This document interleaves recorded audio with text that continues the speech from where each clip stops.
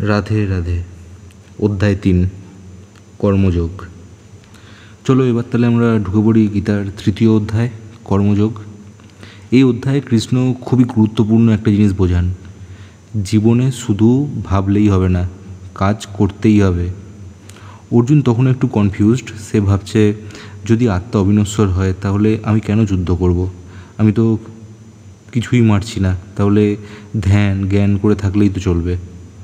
কৃষ্ণ এখানেই পরিষ্কার করে দেন, তুমি ভাবছো শুধু জ্ঞানেই মুক্তি পাওয়া যায়, কিন্তু সেটা পুরোটা নয়। এই পৃথিবীতে কেউই কাজ না করে থাকতে পারে না। তুমি যদি কাজ না করো তোমার দেহটাও চলবে না।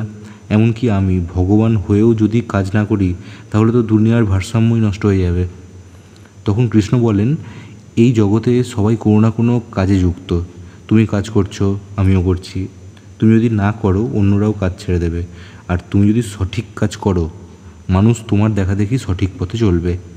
এই অধ্যায়ে কৃষ্ণ একটা বড় শিক্ষা দেন। নিজের দায়িত্ব, নিজের কর্তব্য যা তোমার জন্য ঠিক তা মন দিয়ে করো। অন্য কারো কাজ দেখে হিংসা করো না। তোমার জন্ম যে কাজের জন্য সেটাই তোমার ধর্ম। একটা সুন্দর কথা বলেন তিনি, অন্যের কাজ ভালো হলেও নিজের কাজই উত্তম। নিজের ধর্ম পালন করাই শ্রেষ্ঠ। তারপর কৃষ্ণ বললেন যোগ্য বা নিঃস্বার্থভাবে কিছু করার কথা। তিনি বললেন, তুমি কাজ করো সমাজের জন্য, পৃথিবীর জন্য, নিজের জন্য নয়।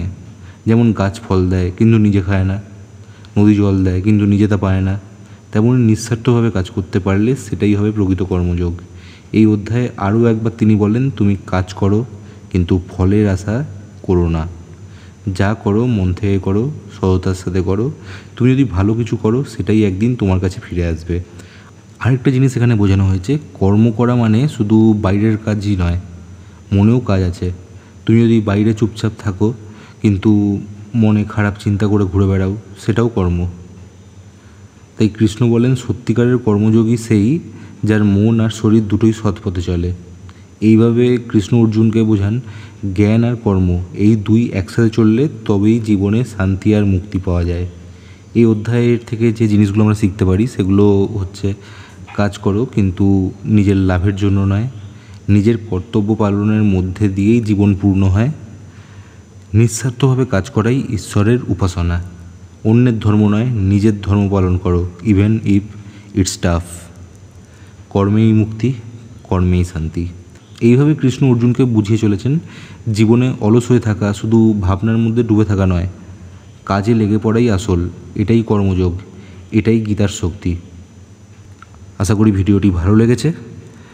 আমাদের এই ভিডিওটি লাইক করে দেবেন, আর এরকম আরও ভিডিও দেখতে চাইলে চ্যানেলটি অবশ্যই সাবস্ক্রাইব করবেন।